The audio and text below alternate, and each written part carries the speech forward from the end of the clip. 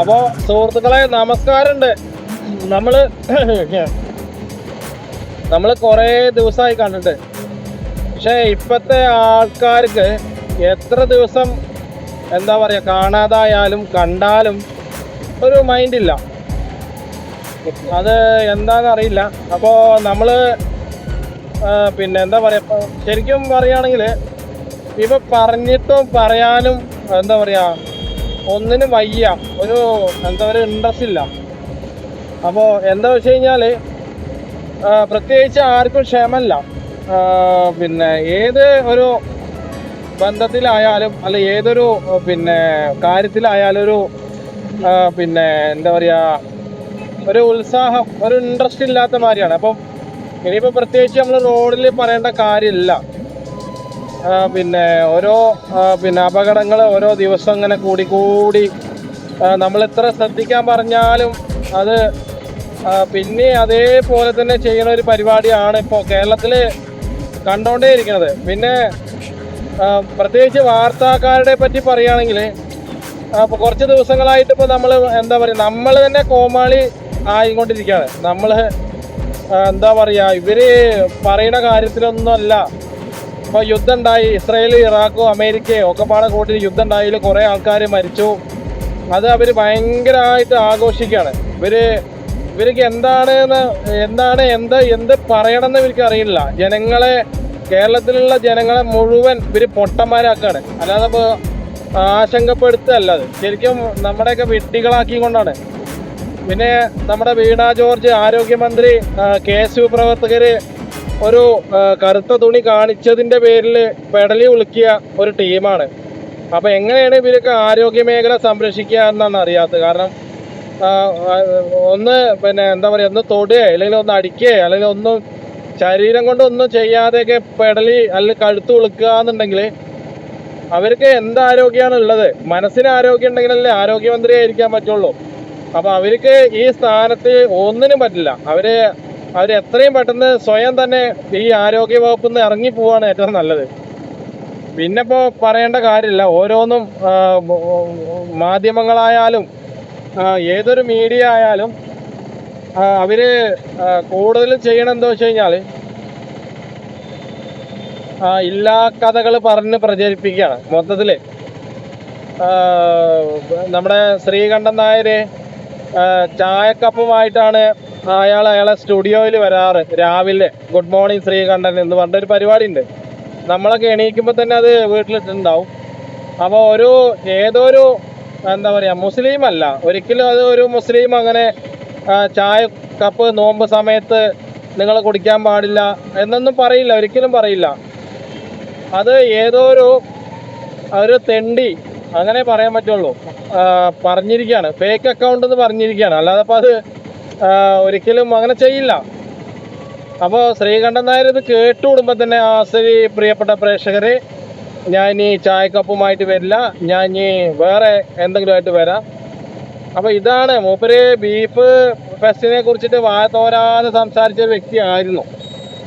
അപ്പോൾ മൂപ്പരൊരു അന്തം അല്ലെങ്കിൽ മണ്ട ആലോചിച്ച് നോക്കണം. കാരണം നമ്മൾ ഒരു കാര്യം പറയുമ്പോൾ അതിൽ തന്നെ ഉറച്ചു നിൽക്കണം. അപ്പോൾ ഞാൻ ശ്രീകണ്ഠനെ അല്ല ഇപ്പം നമ്മുടെ കുറ്റം പറയല്ല, എന്നിരുന്നാലും എന്താ പറയുക വല്ലാത്തൊരു മോശം തന്നെയാണത് ആ ചാനലിന്. അതിനെക്കുറിച്ചിട്ട് ബാക്കിയുള്ള മീഡിയക്കാർ ഏഷ്യാനെറ്റും എല്ലാവരും ഭയങ്കരമായിട്ട് അവർ പ്രതിഷേധിച്ചു. കാരണം ശ്രീകണ്ഠൻ നായർ അങ്ങനെ ചെയ്യാൻ പാടില്ല, അങ്ങനെ പറയാൻ പാടില്ല എന്നൊക്കെ പറഞ്ഞിട്ട്. പക്ഷെ അതൊക്കെ ഒരു തരം ചാനലിൻ്റെ റേറ്റിംഗ് ആണ്, അല്ലാതെ ഒരിക്കലും അത് പിന്നെ അത് മനഃപൂർവ്വമല്ല. അത് ചാനലിന് റേറ്റിംഗ് കിട്ടാൻ, പക്ഷെ ചാനലിൻ്റെ റേറ്റിംഗ് പോയി എന്ന് മാത്രം. പറയണൊക്കെ കാര്യം തന്നെ ആവും. എന്നിരുന്നാലും അതൊക്കെ ജനങ്ങളെ മണ്ടന്മാരാക്കാണ്. അപ്പോൾ നമ്മളിപ്പോൾ മനുഷ്യന്മാരായിട്ടല്ലേ ഭൂമിയിൽ വന്നത്. ഈ മതവും ജാതിയൊക്കെ നമ്മൾ തന്നെയാണ് ഉണ്ടാക്കിയത്. എന്നാൽ നമുക്ക് ദൈവം തന്ന ഒരുപാട് സംഭവങ്ങളുണ്ട്. വിശപ്പ്, ഉറക്കം, അതേപോലെ തന്നെ എന്താ പറയുക എൻ്റർടൈൻമെൻറ്റ്,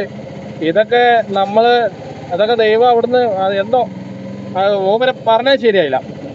പിന്നെ ഇപ്പോൾ ഉള്ളത് എടുത്ത് പറയണ്ടല്ലോ. കാരണം രാവിലെ തൊട്ട് വൈകുന്നേരം വരെ ഇവർക്ക് പിന്നെ നമ്മുടെ കേരളത്തിൽ ഇപ്പോൾ പ്രാദേശികമായിട്ട് നടക്കുന്ന ഒരു കാര്യം എന്ന് പറയുന്നത് കൊലപാതകവും തട്ടിക്കൊണ്ടുപോലും അല്ലെങ്കിൽ പിന്നെ മാരകമായിട്ടുള്ള വിഷം അടിക്കലും അങ്ങനെയൊക്കെയാണ് കേരളത്തിന് ഇപ്പോൾ ചെറുപ്പക്കാരൊക്കെ ഭയങ്കരമായിട്ട് എന്താ പറയുക വഴിതെറ്റി പോണു എന്നൊക്കെ പറയുന്നുണ്ട്. വഴി തെറ്റണം. വഴി തെറ്റിയിട്ട് മൊത്തത്തിൽ നമ്മൾ ആപ്പിലാവും. ഇപ്പം തന്നെ ആപ്പിലാണ്. അപ്പോൾ ഞാൻ റോഡിൻ്റെ കാര്യം പറയട്ടെ. നമ്മുടെ മുന്നിൽ ഈ കാറിൻ്റെ അപ്പുറത്ത് നമ്മുടെ മണ്ണാർക്കാടത്തെ റോഡ് സേഫ്റ്റി എൻഫോഴ്സ്മെൻറ്റ് ടീമുണ്ട്, പോലീസ്. അപ്പോൾ അവർ നമ്മൾ ഇങ്ങനെ ചില വണ്ടികളൊക്കെ ഇങ്ങനെ കയറി പോകുന്നുണ്ട്, റോങ് സൈഡിൽ കൂടെ പോകുന്നുണ്ട്, പിന്നെ ട്രാഫിക്കിൻ്റെ വയലേഷൻ തെറ്റിച്ചിട്ടും പോകുന്നുണ്ട്. അപ്പോൾ അവർ ഒന്നും ചെയ്യൊന്നുമില്ല. അവർ നേരെ ഫോട്ടോ എടുക്കും. ഫോട്ടോ എടുത്തിട്ട് അവർ പിന്നെ മൊബൈലിലേക്ക് നമുക്ക് മെസ്സേജ് വരും. അപ്പോൾ ഒന്ന് ശ്രദ്ധിക്കുക, നിങ്ങൾ ഈ തിരക്കിൻ്റെ ഇടയ്ക്കിടയ്ക്ക് പോകുമ്പോൾ അവർ വെറുതെ അല്ല പിന്നെ റോഡിൽ ഇറങ്ങണേ. ഇപ്പോൾ സംഭവം എന്താ വെച്ച് കഴിഞ്ഞാൽ എല്ലാവർക്കും ആവശ്യങ്ങളാണ്. പലർക്കും പല തരത്തിലുള്ള വ്യത്യസ്തമായിട്ടുള്ള ആവശ്യമാണ് നമുക്കൊക്കെ ഉള്ളത്. പക്ഷെ നമ്മൾ റോഡിൽ നമ്മൾ കാട്ടിക്കൂട്ടരുത്. ആ പോലീസുകാരൻ്റെ വണ്ടി കണ്ടപ്പോഴാണ് ഈ ഓട്ടോറിക്ഷക്കാരന് ഇവിടെ റോങ് സൈഡ് കയറിയിട്ട്. എന്നിട്ട് അപ്പോൾ നമ്മൾ കുറ്റം പറയല്ല, പ്രത്യേകിച്ച് ഈ പോലീസ് വണ്ടികളൊക്കെ മുന്നിലുണ്ടാകുമ്പോൾ കാര്യമായിട്ട് പോകാൻ പേടിയാണ്. കാരണം ഇവർ എന്ത് റൂൾസ് വെച്ചിട്ടാണ് പിന്നെ ഇവർ ഫൈന് ഈടാക്കുക അല്ലെങ്കിൽ ഫൈന് അടപ്പിക്കുക എന്നൊന്നും നമുക്കറിയില്ല. അപ്പോൾ നമ്മൾ എന്ത് ചെയ്യണമെന്ന് വെച്ച് കഴിഞ്ഞാൽ നമ്മളിപ്പോൾ എന്തൊരു കാര്യത്തിന് പോവുകയാണെങ്കിലും അതിൻ്റേതായ ഒരു എന്താ പറയുക, ഒരു ടേംസ് ആൻഡ് ഇതുണ്ടാവും.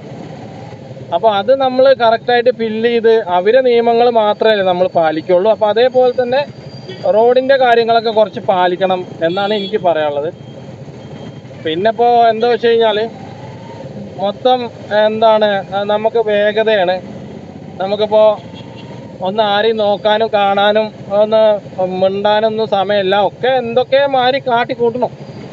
അത് തന്നെയാണ് ഇപ്പോൾ മൊത്തത്തിൽ നടന്നുകൊണ്ടിരിക്കുന്നതും. അപ്പോൾ ഇപ്പോൾ എന്തെങ്കിലുമൊക്കെ എന്തൊക്കെ കാട്ടിക്കൂട്ടാനുള്ള പരിപാടിയാണ്. അപ്പോൾ നമ്മളെ ഇവിടെ എന്താ പറയുക, ഒരു പിന്നെ ശരിക്കും റൂമിൻ്റെ ഉള്ളിൽ അടച്ചു പൂട്ടിയിരിക്കുക എന്ന് പറയുന്നത്, അടച്ചിട്ടിരിക്കുക. അല്ലെങ്കിൽ നമ്മളിപ്പോൾ ഒരാളെ കീഴിലാണ് ശരിക്കും. മൊബൈലിൻ്റെ ലോകം വന്നതോടുകൂടി നമ്മുടെ യോഗം മൊത്തം പോയി. മലയാളിയുടെ എല്ലാ സ്വപ്നങ്ങളും പോയി. അതിനായിട്ട് കുറേ എന്താ പറയുക തരികിട പരിപാടികളും നമ്മുടെ കേരളത്തിൽ ഇപ്പോഴും നടന്നുകൊണ്ടിരിക്കുന്നുണ്ട്. അത് ആരും അറിയിക്കണില്ല. അറിഞ്ഞാലത് പിന്നീട് അത് ഭയങ്കരമായിട്ട് എന്താ പറയുക ട്രോളാണ്. ഇതൊന്നും നമുക്ക് ബാധകമല്ല എന്നുള്ളൊരു രീതിയിലാണ് ഇവരെ ഒരു സംസാരം, അല്ലെങ്കിൽ അവരുടെ ഒരു ചിന്താഗതി. ഒട്ടുമിക്ക നമ്മുടെ ഈ സംസ്ഥാനത്തിൽ എന്തൊക്കെ ഇനി വരാൻ പോകുന്നുണ്ട്, അല്ല നമ്മുടെ ഇന്ത്യയിൽ എന്തൊക്കെ പ്രശ്നങ്ങൾ ഉണ്ടാകാൻ പോകുന്നുണ്ട് എന്നുള്ള നമ്മൾ കുറച്ച് മാസം കഴിഞ്ഞാൽ നമുക്ക് ഏകദേശം മനസ്സിലാവും. അതുവരെ നമുക്കൊന്നും മനസ്സിലാവില്ല.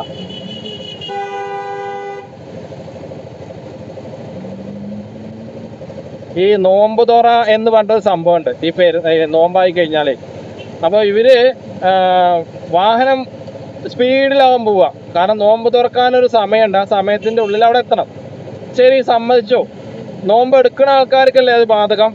ഈ നോമ്പിനൊരു സമയമുണ്ട്. ആ സമയത്തിന് ഉള്ളിൽ ആ വീട്ടിൽ കയറി ചെല്ലണം. നിങ്ങളെ ആര് ക്ഷണിച്ചിട്ടുണ്ടോ ആ വീടിൻ്റെ അവിടേക്ക് നിങ്ങൾ കുറച്ച് നേരത്തെ എത്തുക. ഒരു 15 മിനിറ്റ് മുന്നേ അല്ലെങ്കിൽ അരമണിക്കൂർ മുന്നേ. ഇത് ആ കറക്റ്റ് സമയത്ത് തന്നെ ചെല്ലുക എന്ന് പറയുമ്പോൾ അത് ഏറ്റവും വലിയ മോശമുള്ള കാര്യമാണ്. നമ്മൾ ഇപ്പോഴുള്ള തലമുറയും അതേപോലെ തന്നെ ഇപ്പോഴുള്ള ആൾക്കാരും അങ്ങനെ. അതിപ്പോൾ നോമ്പായാലും പെരുന്നാളായാലും അല്ലെങ്കിൽ ഓണായാലും വിഷു ആയാലും ക്രിസ്മസ് ആയാലും ഇപ്പോൾ ഒരു വീട്ടിലേക്ക് നീ വരണം, കുടുംബസമേതം വരണം കേട്ടോ, പരിപാടി ഉണ്ട് എന്ന് പറയുമ്പോൾ അവർ ആ സമയത്ത് ഭക്ഷണം കഴിക്കാൻ നേരത്തെ ഒരു 10 മിനിറ്റ് മുന്നെയാണ് അവർ ആ വീട്ടിൽ ചെല്ലുക, അല്ല ആ ഫംഗ്ഷനിൽ ചെല്ലുക. ഒരു അരമണിക്കൂർ നേരമൊക്കെ നമ്മളവിടെ സ്പെൻഡ് ചെയ്താൽ നമുക്ക് ബന്ധങ്ങൾ ഒന്നും കൂടി ദൃഢമാകുന്നതാണ്. അതെന്തായാലും മലയാളി അത് അനുസരിക്കില്ല. അപ്പോൾ നമ്മളിനി അതിനെക്കുറിച്ചിട്ട് പറയല്ല. പക്ഷേ ഈ നോമ്പ് നോമ്പ് തുറക്കാൻ പോണ സമയത്ത് നിങ്ങൾ കുറച്ച് നേരത്തെ അവിടെ ചെല്ലാൻ നോക്കുക. പരമാവധി ഒരു 10 മിനിറ്റോ 5 മിനിറ്റോ ഒക്കെ നേരത്തെ ചെല്ലാൻ നോക്കുക. എന്നാൽ എന്താ വെച്ച് കഴിഞ്ഞാൽ നമുക്ക് ആരുടെയും എന്താ പറയുക പ്രാക്ക് കേട്ടിട്ട് പോകേണ്ട ആവശ്യമില്ല. പൊതുവേ ഇപ്പോൾ നമ്മൾ റോഡിലാണ് ഇപ്പോൾ കാട്ടിക്കൂട്ടുക. ഓരോ തരത്തിലും ഓരോ രീതിയിലും അവിടെ ബസ് തടയലും ഇവിടെ കാറ് തടയലും ഇവിടെ ബൈക്ക് ആക്സിഡന്റ് ഉണ്ടാക്കലും ഒക്കെ ലക്ഷ്യമായിട്ടുള്ള കാര്യത്തിലാട്ടോ. അപ്പോൾ അത് നമ്മളിപ്പോൾ പ്രത്യേകിച്ച് പറയണമെന്നില്ല. പറഞ്ഞാലിപ്പോൾ അത് ആരും അനുസരിക്കാനും പോണില്ല. അനുസരിച്ചിട്ട് ഇപ്പോൾ എന്താണ് പ്രയോജനം എന്നാണ് ചിന്തിക്കുന്ന ആൾക്കാരാണ്. അപ്പോൾ നമുക്കിപ്പോൾ എന്ത് പറഞ്ഞാലും ഇപ്പോൾ പൊതുവെ ഡബിൾ മീനിങ് ആയിട്ട് എടുക്കണ ഒരു സമൂഹത്തിലാണ് നമ്മൾ ജീവിക്കുന്നത്. ഇവിടെ ഇന്ത്യ കേരളം എന്നൊക്കെ പറയുമ്പോൾ ലോകത്തിലെ മറ്റുള്ള രാജ്യത്തിലുള്ള ആൾക്കാരൊക്കെ ശരിക്കും വെറുത്തണമെന്നാണ് പറയുന്നത്. കേരളം ഇന്ത്യ എന്നൊക്കെ പറയുമ്പോൾ അവരിത് എങ്ങനെ പ്രകടിപ്പിക്കുക എന്നുള്ള രീതിയിലാണ്. എന്തായാലും നല്ലൊരു നമുക്ക് ബാക്കി കുറേ കാര്യങ്ങളൊക്കെ സംസാരിക്കാനുണ്ട്. എന്തായാലും ശരിക്കും പറയുകയാണെങ്കിൽ ആകെ കിളി പോയിന് കേട്ടോ മൊത്തത്തിൽ. എന്തൊക്കെയോ വരാൻ പോണ പോലെ.